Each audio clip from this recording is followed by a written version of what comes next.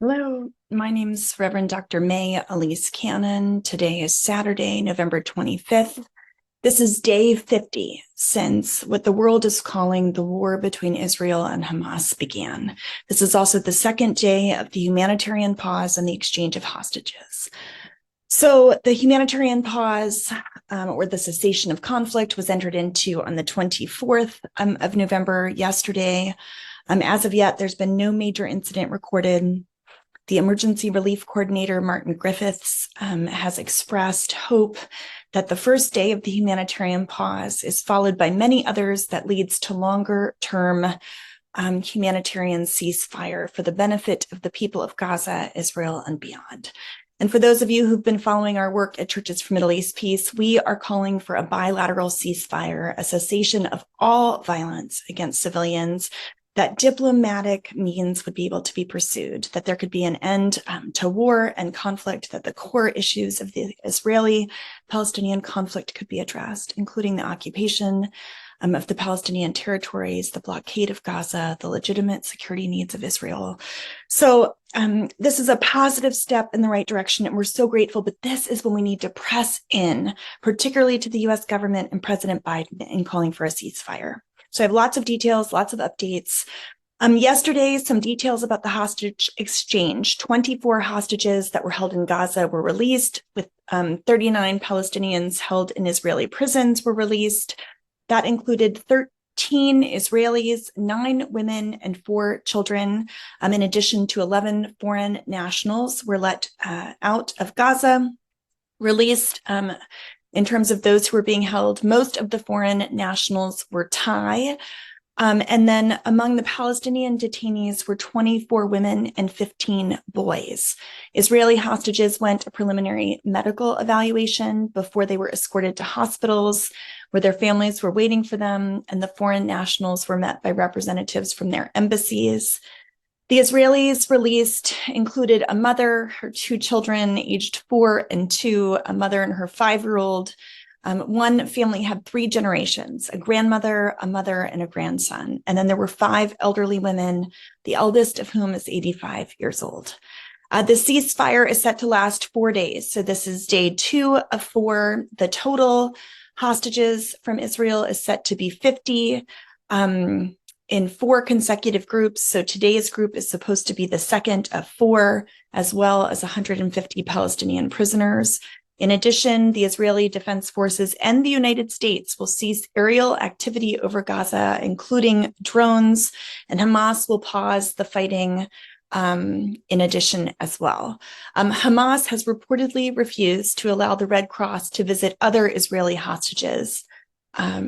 And so it is not expected. The hostages that are not set to be released during the ceasefire, Hamas has reportedly refused to allow the Red Cross to visit. There have been rumors circulating on social media that there would be an extension beyond the 4 days. The original agreement has said for every 10 hostages released, there would be an additional day of ceasefire.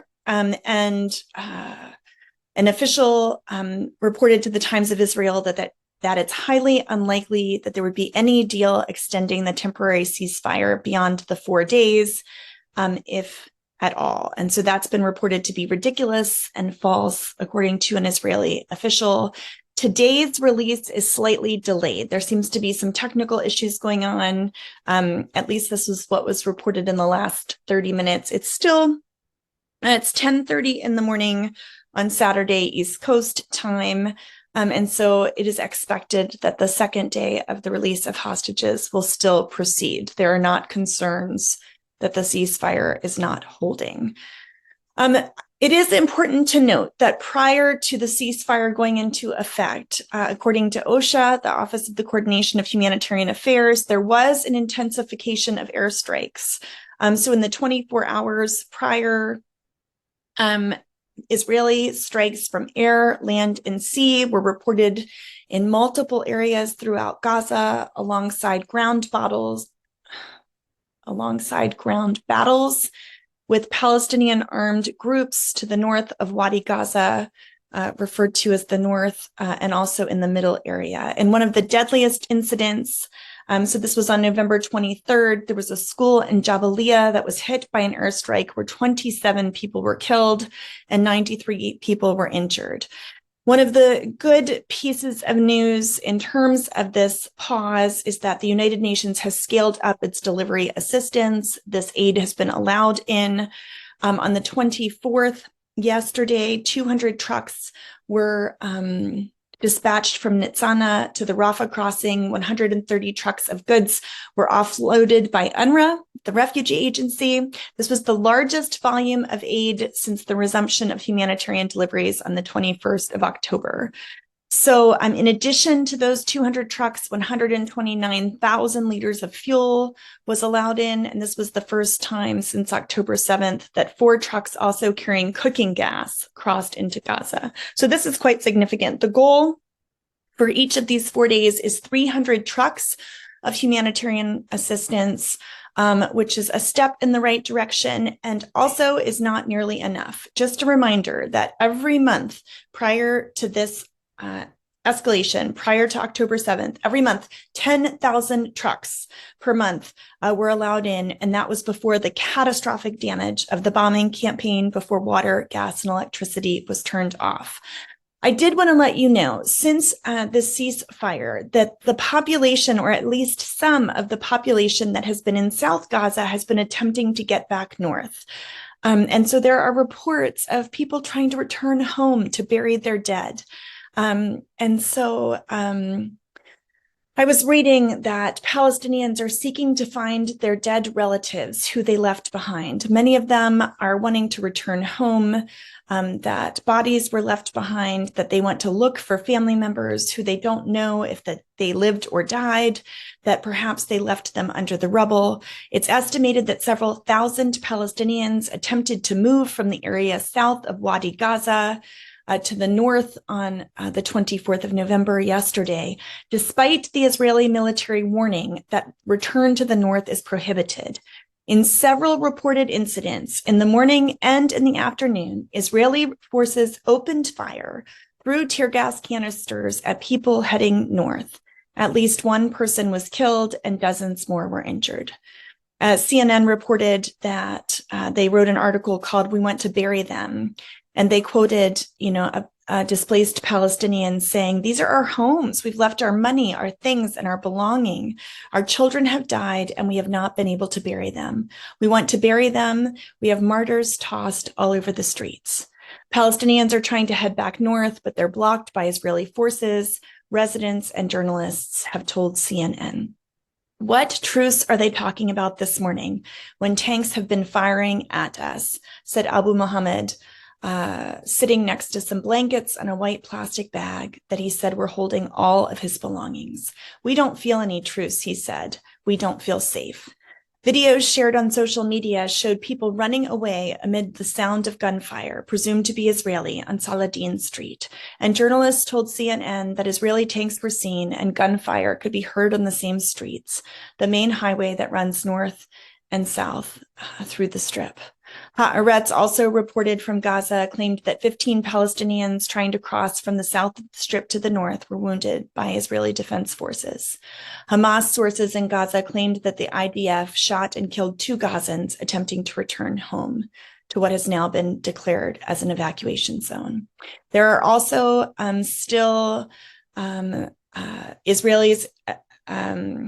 The Israeli soldiers still are controlling the north of Gaza, and they are directing those left in the north to evacuate south. But the reports are that only a few hundred people have done so in the past day. In previous days, Israeli forces had begun arresting people who were moving through that corridor.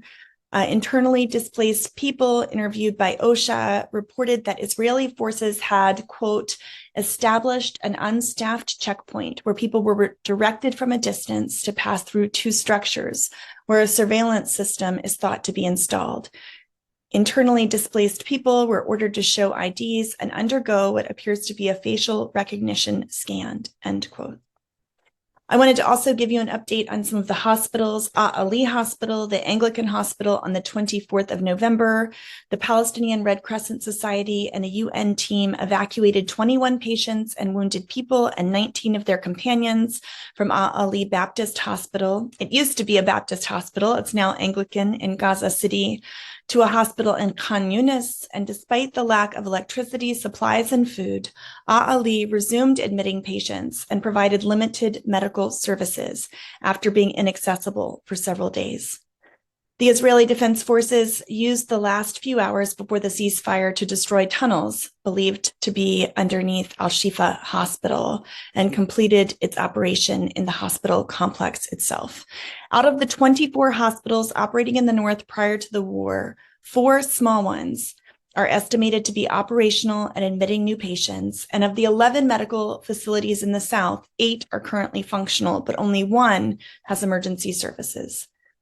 According to reports and Israeli soldiers' deaths, there are a total of 75 Israeli soldiers who have been killed since the start of ground operations. That's as of November 24th, which was yesterday. And there also, again, prior to the ceasefire, there was indiscriminate firing of rockets by Palestinian armed groups towards Israeli population centers. But there were no reported fatalities. In total, the death toll in Israel of Israelis and foreign nationals still remains around 1,200, 33 of whom are children. So 33 Israeli children have been killed since October 7th. The death toll of Palestinians still has not been totaled because there has been electricity cut off and the fuel reserves have shut down the sole power plant in Gaza. Perhaps it is possible that communications will be back up and running, but OSHA has been using estimated reports of the death toll in Gaza being 14,800 people, of whom more than 6,000 are children. And so that's the current estimated amount of the death toll in Gaza. And the West Bank death toll also increases, with more than 200 Palestinians having been killed since October 7th, including 55 children in the West Bank having been killed, which brings the total of Palestinians in the West Bank who have been killed since the beginning of 2023 to 454 Palestinians, which is the deadliest year for Palestinians since the Second Intifada. I wanted to close with just a reference to a Washington Post article that is entitled, "Many in the Middle East Blame the United States for Devastation in Gaza." And this was written in Cairo. And it says, the entire front page of a Lebanese newspaper this month displayed President Biden's face superimposed over pictures of dead Palestinian children. And the headline declared Western genocide. In Egypt and some Persian Gulf states, once bustling Starbucks and McDonald's outlets sit empty thanks to a boycott of United States brands. And in Beirut, Tunis, and other Arab capitals, protesters have marched on U.S. diplomatic missions, sometimes burning American flags to vent their fury at the staggering death toll in Gaza.